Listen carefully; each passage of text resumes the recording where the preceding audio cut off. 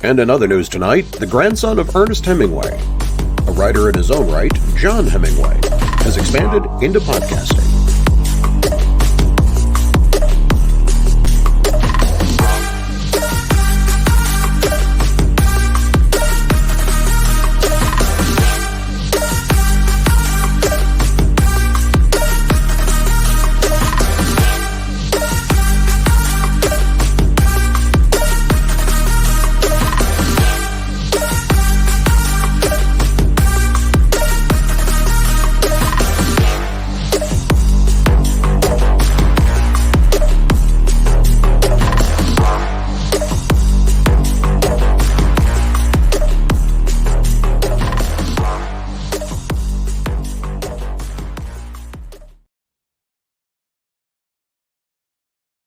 Hello, this is Hemingway's Parlay with your host, John Hemingway, and my co-host, Chris Merchant, and our guest today, Reid Stowe, the mariner and incredible artist.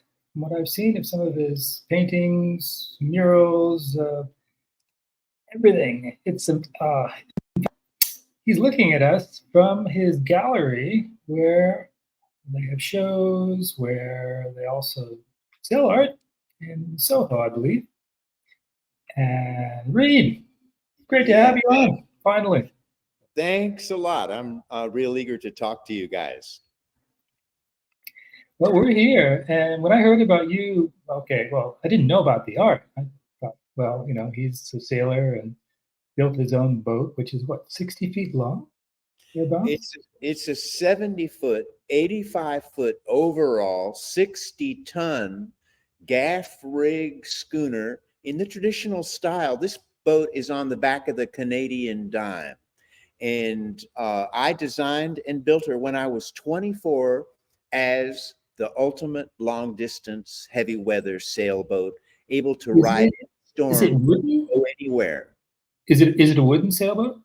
No, it's not. Originally, I was going to build a ferro cement boat. Back in the early 70s, yeah, that was the rage. Ferro cement sailboats, and I understood how to do it. It's much easier than a traditional wooden boat or a steel boat. I understood how to do it. So I had it as a goal to build a ferro cement boat. I saw boats, ferro cement boats that were great boats. But when I started building the boat, I found this product called Ferrolite, and it's sort of like a chopped matte micro balloon mix that you mix with fiberglass resin. It looks just like cement. So the whole boat is plastered with fiberglass putty. There's no cement in the boat. Oh, that's good, because I've heard people, complaining vociferously about rust and other problems that salt water can throw at you with ferro cement. Right. Well, I think that the product that I chose, the fiberglass product that I chose, has been incredible. The boat has had so little maintenance to do over the years, and it's held up so well. I recommend it highly. I've never heard of another boat being built like this. And the last time I hauled out was 10 years ago, and there wasn't a flaw in the bottom of the boat. So I'm not too worried now when I get ready to haul it. I got to tell you, I haven't met anybody that's actually become a Getty image. Okay. I mean, we're talking to a Getty image. We're talking to a guy who's a Getty. Take a look at this. I mean, it's the boat itself. That's what she looked like after sailing at sea nonstop for over 3 years. That's what I looked like when I came sailing up the Hudson River to the dock, after not seeing another human or land for 846 days. But the whole trip was 1,150 days. So, yeah, I guess we should tell everybody why there's a difference between those two numbers. Okay, well, that would be that I started the voyage with my girlfriend. She sailed 306 days. She was a great sailor and a great companion, but she got pregnant by accident. Well, we didn't plan on that, but the idea was immaculate conception. Yeah. It could have been, it surprises a lot of people in the world, whether they do the best they can or not. Yep. But the plan was that, and we didn't know, but she said, what if I have to get off somewhere along the way? And I said, you may have to do that. I'll make sure you're rescued off the boat. But no matter what, I'm going to keep going, do or die. I've been working on this project to do the longest sea voyage in history for 20 years. And a lot of people have helped me. I had a lot of sponsors and contributors, and I was going to go out there and keep going no matter what happened with any crew who I might bring with me. That's incredible. It's absolutely amazing. When I heard this, I thought, we got to have this guy on the podcast. Absolutely. Okay. So it was 1,152 days Yes, without resupply, without sailing resupply. all the time. That was that. How old were you when you did this feat? I think I was in my late 50s. Late shift? Wow. Okay. Yeah. Jumbia, as the Italians would say. So what? I mean, obviously you fished a lot. No, I didn't fish a lot. When you do a long sea voyage, and long sea voyages by modern sailors didn't start until the late 60s. Sir Francis Chichester did one stop in Australia, and then he sailed back to England. When he arrived in England, Queen Elizabeth met him on the dock down a red carpet, and then a British media company said, we're going to sponsor a race around the world. It's going to be a sail without stopping, without resupply. And that set the guidelines for modern sailors who wanted to do long sea voyages. They couldn't stop, they couldn't resupply. So that meant they had to do the whole voyage themselves, take care of themselves, stock the boat up with food and everything they need to keep going. That didn't start till the late 60s. That was my guideline. So the Queen didn't make you a knight too, also? No, I should have returned to England. Yes. I should have returned to France, actually, because the French media that met me on the dock said, where is everybody? Though there was some hundreds of people, they said, if you had returned to France, you would be a national hero with the ticker tape parade in France.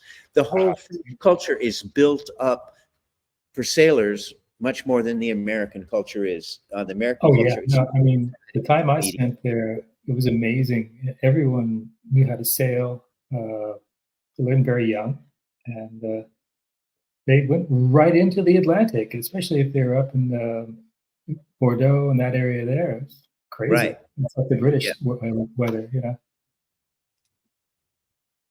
Well, we're all impressed about this. I have to say that much.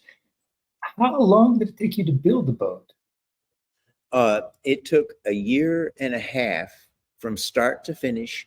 And when we launched her, she was already ready to sail, and we even had our wood-burning stove mounted in the pilot house because the plan was to go to Antarctica. So when the boat was launched, it was ready to sail. It took a year and a half. I had family and friends and built the boat at my family vacation cottage on the Intercoastal Waterway on the border of North Carolina and South Carolina. That's where I grew up. That's where I learned boat building from my dad and granddad. And so when I sailed my first boat, a little catamaran that weighed 1,400 pounds, no motor, no radio, no life raft, no electricity. And I sailed her for 3 years, twice across the Atlantic and a year up the Amazon River. And when I got back, that was how I rallied everyone to help. How big was this boat? It was 26 feet, but it weighed 1,400 pounds, which made it the smallest boat to cross the Atlantic Ocean on twice. It wasn't like the feat of doing one crossing and then getting off the boat emaciated. No, I lived on that boat and I sailed it all over Europe, Africa, southern Brazil, a year up the Amazon River, the Caribbean, and then back home to North Carolina. It was a wonderful little boat. I had a self-steering gear on the back of each rudder on the catamaran. So she self-steered herself, and I sailed the right places in the right seasons, and it was a very successful, wonderful trip. That set me up to build the schooner and have this okay. schooner. Yeah. When did you decide that you also wanted to be an artist, or was that Oh, concurrent with being a sailor? No, really, I was an artist all my life, and a real point of realization for me happened when I was 12 years old, and I was painting all my life. But I showed a painting to my mom and dad and my friends, and mom said, "That's a clown on the beach," and dad said, "No, it's a windmill."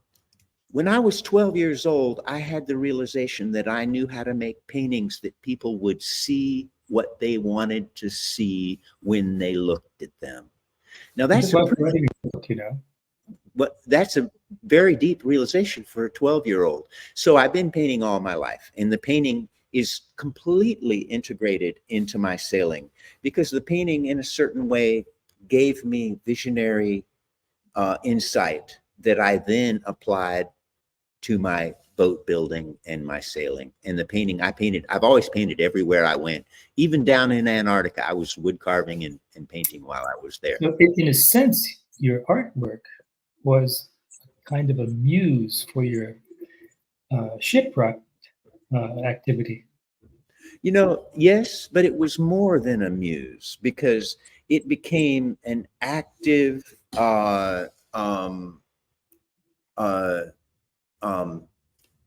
technique that I use to help me do what I do. So when I got ready to sail the little catamaran away, I said, "What can I do to help keep myself alive?" I said, "I need figureheads." So I put my artistic and shamanistic skills into creating something that had the life to help take care of me. So that's much more than a muse. So you imbued this spiritual side of yourself in the boat, you said. Exactly. In the art and in the boat. And now you can look back at history and wonder what it took for the visionary chief who built a Viking ship, an open boat. If he hadn't carved that dragon, if that dragon hadn't gone into the psyche of his fellow villagers, they never would have crawled out from under the furry covers with their beautiful women and gone with him into the unknown and the fog, ready to die and suffer in an open boat. Oh, I'm totally with you on this one. I think that having lived in Italy for 20 years, they would always say, deve essere bello, okay? It has to be beautiful. Okay? Yeah. And this is important, because you need to be inspired every day. Yes, yes. I can see that you have been inspired to do many things. Are those all your works in the background? Or actually, there's a group a collective of mine in the background. I'm gonna. Can I take the computer and walk with it? Do you mind? I'll show you one of my big paintings. Okay, so here we are now in our gallery. My partner Maxine Hoover and I. We're in our gallery, and we have up a show of work of multiple artists. We had a big opening on Thursday night with hundreds of people. And so normally just my work, our work is here in the studio, but this painting here is one of my most recent paintings. It's a painting on a sail. Oh, cool. So that's sailcloth. That's sailcloth. Okay. Everything about it is sailcloth.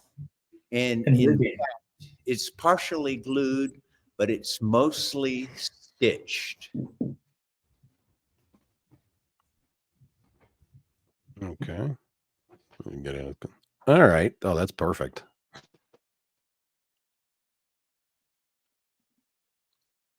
Have the knock on the wall that keeps the neighbor from. So I have a lifetime of work like this that I've done all my life, and I make smaller paintings too. The painting behind me now. Let me try to get it right. There you go. That's a self-portrait as a fully tattooed bald man. A self-portrait. Yes. So it Yourself. doesn't have to look like me to be a self-portrait, but it's got my soul and spirit in it. And it, like my wood carvings, it's full of life and speaks to me and my friends in various ways. I like it. Okay. I wish I was there, actually. You know? Oh yeah, you'd love it, and you'd be real surprised how it is with all the how the art has integrated into our lives to empower us. There's a lot of great sailors that are physically stronger than me, that are smarter than me, that certainly have money to do what they want. But how did I figure out how I could sail at sea for years longer than any other human? The art helped me with that a lot. Mm-hmm. It gave you the right perspective on things. The right perspective is the right thing to say. Now, I look at things from above. I'm not looking at my life and what I do from the perspective of a limited body that has a limited time on this earth. I realized very young that I was more of an eternal spirit with the ability to be at one with things much larger than myself. So sailing at sea on a small boat with no motor, no radio, no help, you turn to something larger than yourself. And everyone's heard about how sailors, sea captains especially, the guy in charge has to be in touch with his boat. He has to listen to his boat. His boat speaks to him.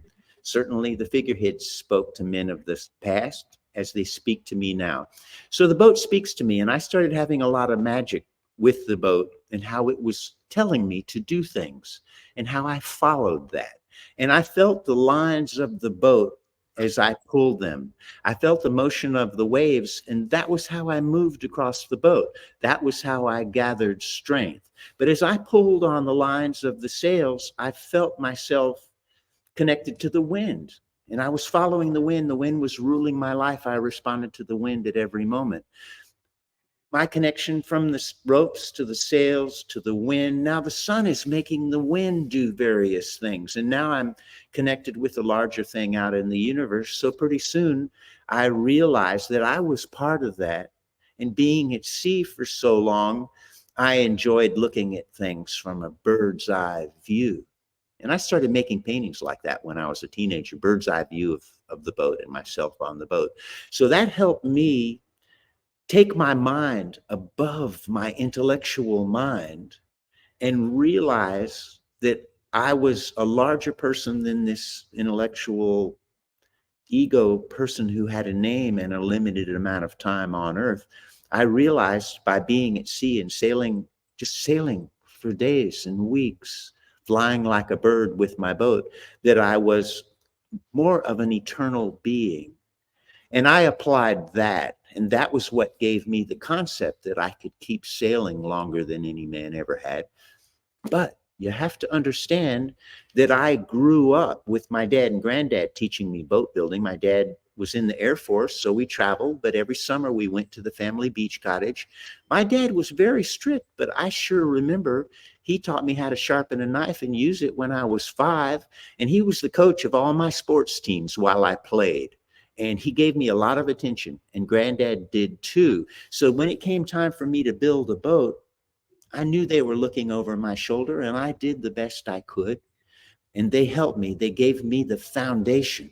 And I knew back in those days, in the early 70s, I had to learn how to use a sextant if I wanted to be my own captain. And I was really more of a visionary spirit, and numbers and things in my mind didn't stay there very long. I never remembered things. So it took me quite a while to learn how to navigate with the sextant. I went out to sea and got lost, here and there, but I figured it out. And then the sextant was really my key to freedom in my life, to choose to go where I wanted to go. So if I was in North Carolina and I said, I'm going to sail across the North Atlantic to Europe, you can be sure I knew well enough that I had to go only in the summertime when the weather was nice. and that I was going to take my course and follow my course. And then I was going to start using my sextant and getting my marks and following that across the chart. So what I'm saying, when I speak about more mystical things or things that are harder for the intellectual mind to understand, I was on a basis of being a super athlete, a boat builder, and a seaman, a guy who read every book on building boats and on sailing history and how did man do it. So my flights of what might appear to fantasy to some people are really built upon the foundation of knowing everything that man did before me on boats on the sea, well, especially small boats and sailboats. Did you ever read anything about the Polynesians? How they Oh, yeah. navigated across the Pacific? Oh yeah, I've read all about the Polynesians and how they did what they did, and their connection to spirit and the way they navigated by tuning into the ocean, and how they were part of a larger movement of man as they pushed into the unknown. And I sailed the South Pacific as a teenager, so that was in those early days. I was reliving that a lot, even down to New Zealand, where the New Zealand culture influenced me a lot, because the New Zealand Polynesian culture actually has, in the history of mankind, by far the largest ratio of wood carvers than any culture that man has ever had. And their wood carvings were on their boats and tied into their spiritual life and their voyaging. And that influenced my type of art, my type of wood carving. And certainly that had a big part in me believing that I could create figureheads that would help take care of me as they did them. It's amazing how you incorporated just about everything in your life into one seamless activity, in a sense. Sailing, Yes, the art, the mystical part of it, the sea itself, the sun, the stars. it all ties together. Yeah, one helps the other, and they all tie together. And you see, what I'm saying is, when I view from a higher perspective, I see how everything's tied together. I see how everything is a network, and I see how to use things that a person who has a brilliant intellectual mind is not aware of. But those things are there, and you can use them to help you do what you do. And then I would say, because my voyage was satellite verified, you bet I had to have a satellite unit on it that said where I was, or people never would have believed me. They would have rebuked it. But that all of that is what I used to help me keep going and actually depart the touch of the earth land for years longer than any other human. And I saw that the whole time as me helping humanity evolve, and as me helping humanity evolve off of the earth into the stars, that kind of thing. I always saw myself as a spaceman at sea, equipped to keep going. Well, I agree with that in the sense that you're saying to people, all you need to do is to have an open perspective on things, to see connections, especially in the world that we're living in now, which is kind of batshit crazy, I'd say, at the moment. And if we're to survive, I think sailing could be one way of calming people down, if nothing else, so that they can regain their mind and their lucidity and their ability to reason their way out of things. You know? Sailing is a tricky thing. Going out on the sea is a tricky thing. We know about sailing. We grew up connected to that in our lives. And where you live, you see it, and you've seen it all the time. But really, there's only the tiniest percent of people who get out on the water on a sailboat, because it's not the same when you're in a giant ship. So there's only a very tiny percent of people who actually go out on the water when they can reach and touch the water, where the water touches them while they're out there, and where they're influenced by the whims of nature. I wouldn't know. I mean, when I was a boy, I did a lot of sailing, but it was not really in the ocean. I had a laser, and I would take it out after school. And I was like, if you knew Miami, that's, there are islands between Miami Beach and Miami, and I was living on one of them with my grandfather's brother. Yeah, that's great. Great. I know that Um, area. Yeah. I remember I would take it all the way out to Rickenbacker Causeway and to the other part of Biscayne Bay. There were these huge boats going by, and I was in this really small boat. I was like 13 years old. That's great. And yeah, I loved sailing. My mother actually got me into that. She was a sea scout in the 1950s, and her troop actually sailed a boat from Miami to Havana back in the day. You could do Okay. that. So I would say that yes, we are people of the sea in that respect. Yeah, well And then you're one of the lucky few. yeah, yeah. My mom made sure that I would, she sent me to sailing camp. Learned on a pram, those things. Yeah, and then for a long part of my life, I was not really close to the water. I mean, I spent 20 years in Italy, but most of it was in Milano, not in Genova. And Okay. it was always my desire to get back to the sea. And finally, 2 years ago, I decided, okay, go back to Florida. Be where you can be by the sea.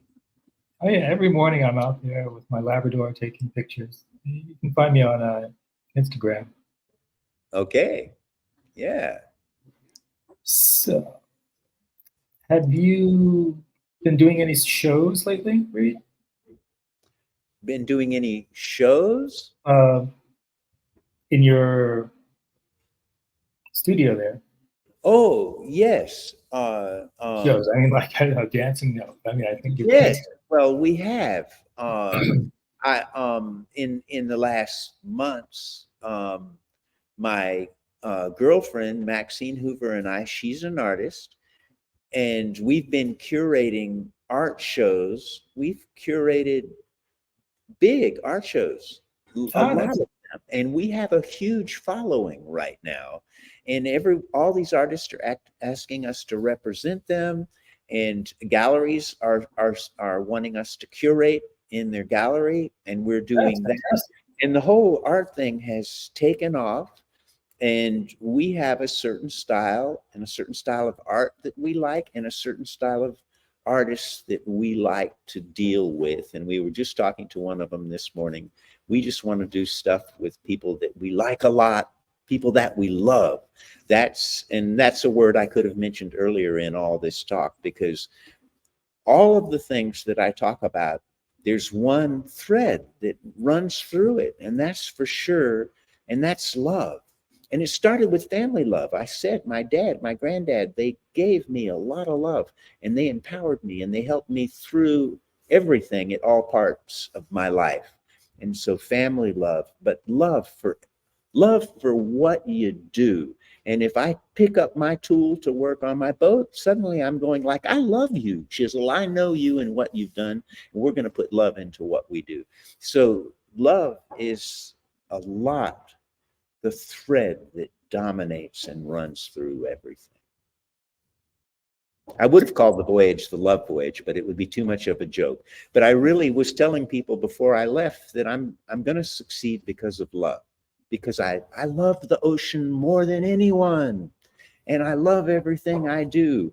And so that gave me the power to do things right and not make mistakes and not hurt myself and not get frustrated, and not cry about things that are tough for me. And to keep loving everything is really, really, the thread that runs through everything the most. I have a question. I'm sure you must have gone through um, the Southern Sea, the Terra del Fuego, that part of it, which they say is the most difficult place on the planet for a sailor. Yes. What was that like for you on your boat? Well, I sailed twice around Cape Horn. Mm-hmm. And the boat was built for that, meaning while we were building the boat, while I was finishing the boat, while I was repairing it at sea, I always had in mind, where's my foot going to go when I'm in the biggest waves? Where am I going to hold on when we get knocked down? And every part of every action that I make inside and out. Where am I going to hold on if we get turned upside down, and what's going to happen? That ever happened to you? What that happened to me. Well, Yeah. that might happen to any sailboat if you're Mhm. sailing around the Horn and spending a lot of time in the Southern Ocean, because there Mhm. are giant waves that Oh, yeah. Galore. they just can cascade over the boat like a waterfall, and then turn the boat upside down. Now you're looking at the picture here. You can see the boat. And I chose a gaff rig boat because the gaff rig boats were the boats that really discovered the furthest places in the world. And the advantage they have is that they're built heavy duty. They're not built for racing, so they're built super strong. So you can build it as super strong with you want without worrying about the weight is going to slow you down in a race. So Now, you may Reed, forgive me for a second here. I know what a gaff rig is. John, okay. I'm pretty sure does. There's probably a lot of people out there who have no idea what you're talking about. Would you describe it? Okay, so as I was saying, in the old days, they didn't have the technology to build a tall, skinny mast that would help the boat sail against the weather, against the wind. But as men started sailing through history, that was their object. How do we build a sail that will help us go against the wind, that will help us fight our way off of the shore? So that was how the development went. But in those days, they didn't have the technology. What they had to do was chop down a tree and carve a mast. So you could only make the mast so tall. Of course, you could put other masts on top of it, but in a gaff rig boat, the gaff is the pole that has to be pulled up, that pulls the sail up, that gives it its sort of square look. That makes it so that the boat can't sail against the wind as good as a modern boat can. But that type of sail explored the world and was very successful. And so the gaff rig boat can also be built by hand. You can go in the woods and chop down your trees. You can sew your sails by hand, and you can sail like that. So it's more the old-fashioned kind of boat. The gaffs on the boat, to me, give it that character and romance, and they're not really that much harder to deal with than a Bermudan sail, gaff rig schooner type of boat. And I've broken them and I've bolted them back together and glued them back together and just keep sailing. And there she is. So where do you have her in New York City right now? She's across the river in Jersey City. Oh, okay. Yep. And I've found a good spot there, tied off to some poles in near a construction yard. So it's sitting through the winter. Come spring, as the summer comes, we'll get her sailing again. Where do you usually go in the summer? Well, I'm going to have to start into another topic at this moment. I wanted to describe the sailing and a bit about my life before I went into the other topic. But I did mention that since I was a young man and I saw myself sailing on my boat, when you're sailing a boat across the ocean and there's no land, and at night there's just a dome of stars above you, and the sea is there's a dome of stars below you, and I always saw myself as a spaceman sailing along.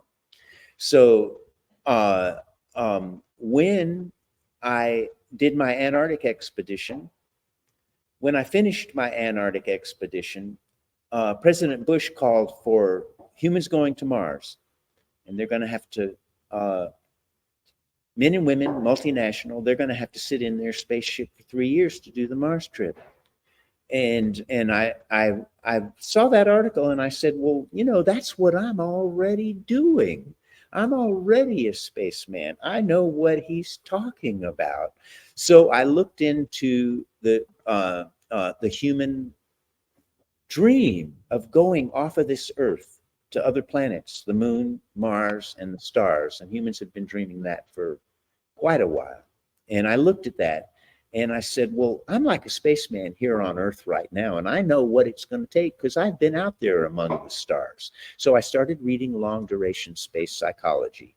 And there wasn't a lot that they were telling me because I'd already been with multinational crews of men and women in life and death situations for periods of time. And before we went to Antarctica from New Zealand in 1986, when I was there, and I put my banner up in Auckland Harbor, and it said Antarctic bound, and I started having people coming and wanting to sail with me to Antarctica. And I said, are you ready to die? Because we could die. It'll be dangerous. So we had to go through that. That's great advertising. Yeah, we had to go through that. But you know, there's enough people who have that passion, and they wanted to go to Antarctica. They wanted to experience what it would be, just like me. So when you live in conditions like that, my best man was an Alaskan who had sailed around the world by himself, and he teased my other crew members because they just weren't as good. They didn't know what to do. They'd be out on deck and he'd be teasing them. Well, we got in a condition when we were nearly in Antarctica. We were between icebergs, and we had katabatic winds blowing. You could see them coming because it wasn't just whitecaps. The wind blew so hard it lifted the white of the water off the water 20, 30, 40 feet high and blocked your view of everything along. And when you saw that coming, you knew you had to have your sails down. I had the motor going full speed ahead. That wind hit us, and I couldn't bring the bow of the boat into the wind to fight it. We just leaned over on our side and started going backwards in wind that was blowing over 100 miles an hour. And there were icebergs all around us. And we were going, oh my God. And my best man started shouting, we're all going to die. We're all going to die. And that's like hurricane. We survived those conditions through spontaneity and doing what we could do to stay alive. And then, you know, shortly after that, the gusty winds stopped and the sun came back out again. And we made it into port, you know, but it was really to feel scared to death was really a crew thing. So of course the crew started teasing him for saying we're all going to die. But I had to keep my crew together. I had to say, no, stick on your course. We're going to Antarctica. And I had to bond my crew together. So I learned what it was like to be the captain of a multinational crew in a life and death situation for an extended period of time. Therefore, I thought, well, geez, what these space psychologists are saying, how do they know? They've just been in a college all their life. They've never been out there. So I was reading the things they were saying, go, wait a minute, that's not how it is for me. So when I got back from Antarctica, I wrote a paper titled Seafarers of Today Provide a Role Model for Spacefarers of Tomorrow. And I applied that to speak at the Mars conference where all the space community was speaking, and they let me in, you know.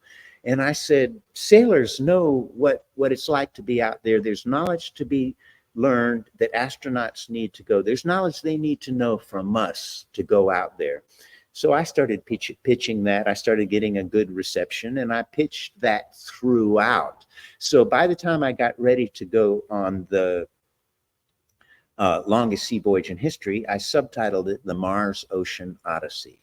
I was going to prove that humans, yes, they could go out for over 3 years in a condition. Have you spoken with Elon Musk by any chance? Well, you know, Elon Musk is who I'm aiming for. So, you know, I started my astronaut training program, taking out analog astronauts who were taking training in different habitats on the land. And I always said, how are you telling me that you're learning about human behavior relevant for Mars, sitting in a building in the desert? Because you learn about human behavior when your crew has all settled together and realized, yes, we could die. We have to do the best we can all together. And I want to know who's on the left and right of me has already told me they're going to do the best they can when they think they're dying. So when you're in a habitat on the land and you don't like the bossy ladies who are in charge of you, you can walk out. They do that. They walk out. They don't like being in the habitat anymore. But when you're taking training at sea on a boat, you have to knuckle down. You have to realize if you fall overboard in the night, you're basically going to die, you know? So that's why I was saying training at sea is real important for astronauts going forward. And that's what I've been pushing. So we started our astronaut training program, Mars Ocean Analogs.net. That's on the internet. And anyway, if anyone looked at me and said, yeah, Mars Ocean Analogs.org. If anyone looked me up on the internet or looked up the longest sea voyage in history, they'd get me. Go down a few pieces of press and you'll see Mars Ocean Analogs.net. That's our whole story of the .org. I'm sorry. So they'll see that when they look me up on the internet, and you'll see that we've already been training analog astronauts at sea. We actually went to Starbase, Texas on a Mars mission and got as close as we could get to SpaceX with our boat. And then we got in our Boston Whaler and our uniforms with our Mars badges and our Mars banner. And we drove right through all the debris of the rockets that had been exploded and landed there on the beach at SpaceX, where they're building the prototype for the rocket that's going to go to Mars. And we tried to... They had one going up recently. They lost it, however, in the Indian Ocean, I think, something like that. But the launch was good. It's just that they lost the craft, I think. Yeah, well, you know, they have a new method of building rockets and flying them. And my NASA friends told me 5 years ago that Elon Musk had made NASA and the rest of the world space agencies obsolete. And his method is not worrying about trying to have everything perfect without failures. For NASA, that failure is not an option. But he learns from his failures. Absolutely. He learns from his failures and he promotes that. And his rockets take off and then they blow up and everyone cheers and says, hooray, we learned. It's amazing how he can get these rockets to actually sort of land. You know, because I noticed that it's not like the Saturn V where you had 5 huge, enormous things. They've got, I think, 34 or something like that, different engines that can be, you know, managed to the point where, you know, they can, if it's this way, they'll straighten out that way, and then, oh, you got to go this way. That's amazing. Yeah. That is so really I think he's the genius of our time. And like I said, he made NASA obsolete. Now NASA uses him to send things into space. And Musk got it in his head that he wanted to, for humanity to evolve off of the Earth and go to Mars and settle on Mars, other planets, and use Mars as a launching pad for the stars. He got that into his head. That became the most important thing to him. So when he helped NASA take some astronauts up, I saw the recording. He turned to his SpaceX people and he said, okay, we did what NASA wanted us to do. Now we're back to Mars. We're going to Mars. And so he wants to send humans to Mars. Recently, he had some shakeup and we believe he will. You can't doubt Elon. He has the incredible technology to send to humans to Mars, and he's going to do it. But you know what he lacks, and you know what he needs, and I'm the person who can give that to him. Humans are the weak link. They're not prepared to live in isolation in a life and death environment for an extended period of time. No one has ever done it. And I went over 3 years. I stood on the deck of my starship for over 3 years and went into the unknown. There was nobody who I could ask, how do I make my sailboat do this? And there was nobody I could ask, how do I make my mind and my spirit do this? I pushed into the unknown over 3 years through every kind of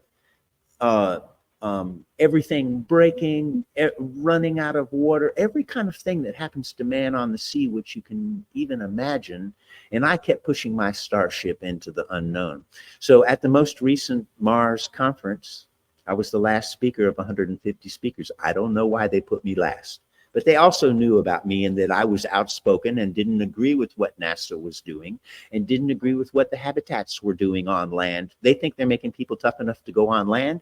I took a bunch of them out to sea. And my co-captain said to me, Reid, I feel like I'm taking care of a bunch of babies here. Those people are real smart. They've studied astrobiology and computers, but you put them in a life and death situation on a boat, and he said, I feel like I'm taking care of a bunch of babies.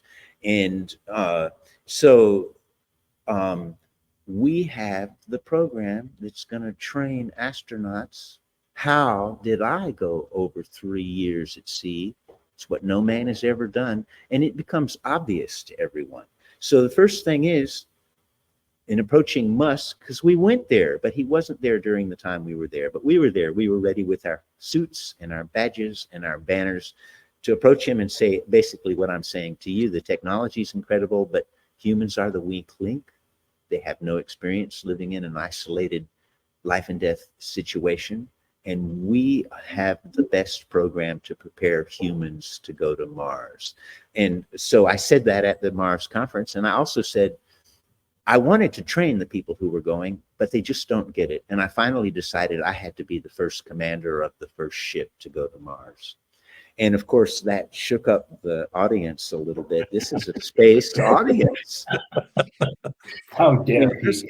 And there's a lot of similarities. I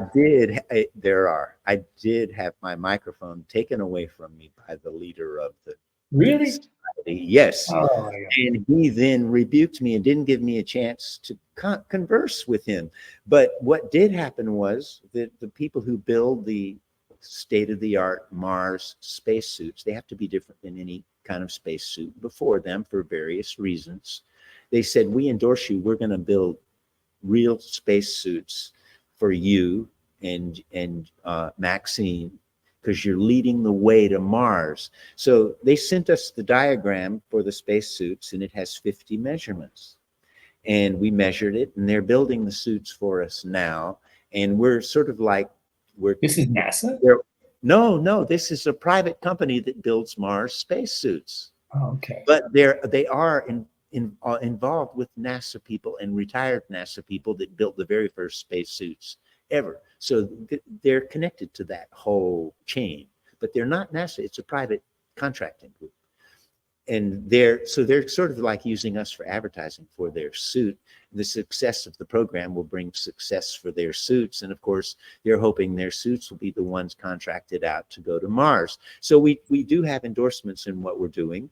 And we did have the London Times endorse me in big stories twice.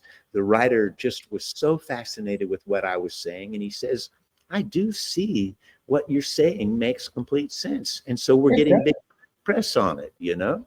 And well, recently Maxine and I did an interview with the Space Show, which is the biggest space radio show. And Elon's been on it, all the top space people for many years. And when the Space Show was over, Dr. Space said, I've done over 4,000 space shows, and no one has ever talked about what you're talking about. That's shocking. And he said, that's got to be key for humans going to Mars. Over 4,000 shows, and no one has brought up what I'm talking to you right now. Can you believe it? So I've got some SpaceX investors who are at the top, who are helping me. And though we had our banners ready and we were standing in the sand in front of Elon's house in Boca Chica, Starbase, Texas, on the Mexican border, and he wasn't there, I've got two different groups of SpaceX investors who are going, oh my, we really get what you're saying. We want you to look after our Mars investment. So they want to send people who are up there who are the very best to look after it all. So like you said, we are trying to get to Musk, and we've got some top people helping us. And certainly it's inevitable. Getting to NASA wouldn't help us at all. But getting to Musk will basically get it, and he'll get it in a minute when I stand in front of him. Because the first thing is, he'll say, well, yeah, if humans are going to Mars, yes, they should be trained at sea before going. Doesn't that make sense? Well, you see, NASA can't do that because if something goes wrong at sea and the public says, maybe he hasn't been taken out the way you have taken other people out many Yeah. occasions. And so he needs to experience that, the power, the fury, the absolute sovereignty it has over us. yes. Well, I don't know if he'll have the time to do that or want to do that, but he could, but he'll understand that the astronauts should be trained at sea.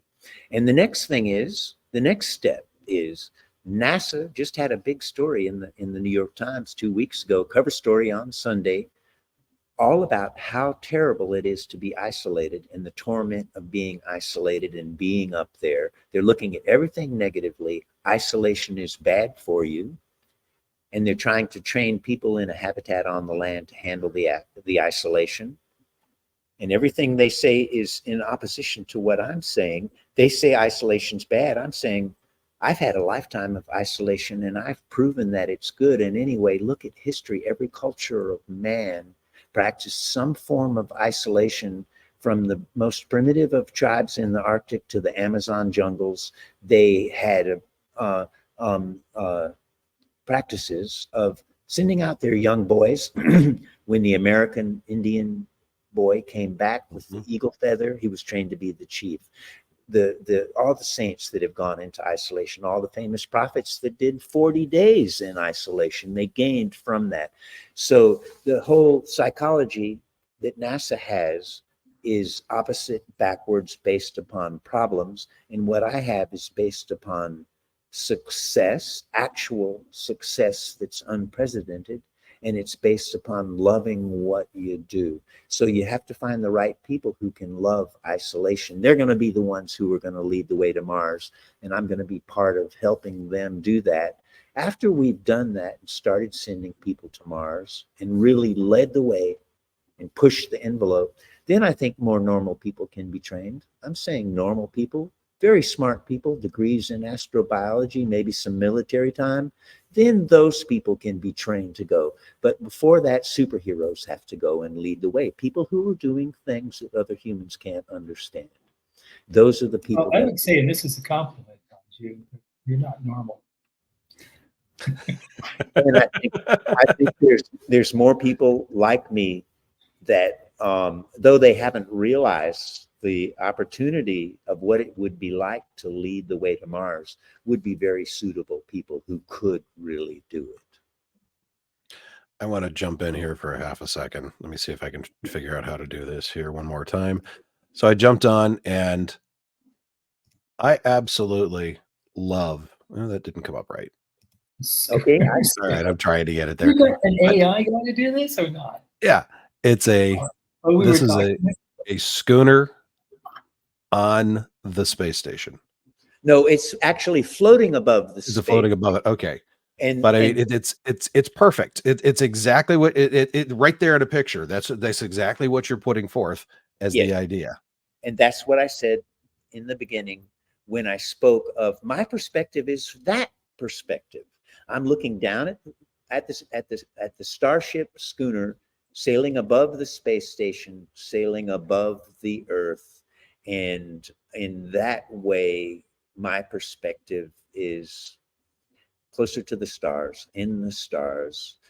It's more of a divine perspective. It's not an earthly perspective saying, oh my God, I have to take care of my body.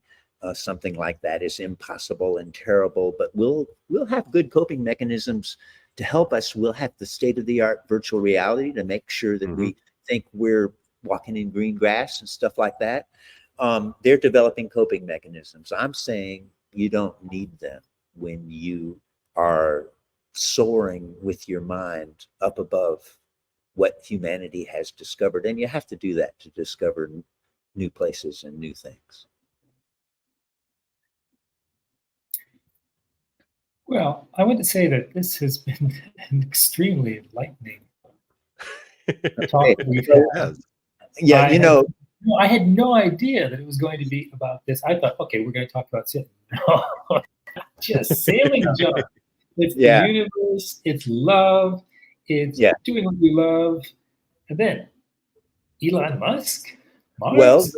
Well, you threw us some screwballs there. I wanted to start the conversation talking about normal things before I got into this. But you know, Elon said, "What is it all worth if we're not helping humanity evolve?"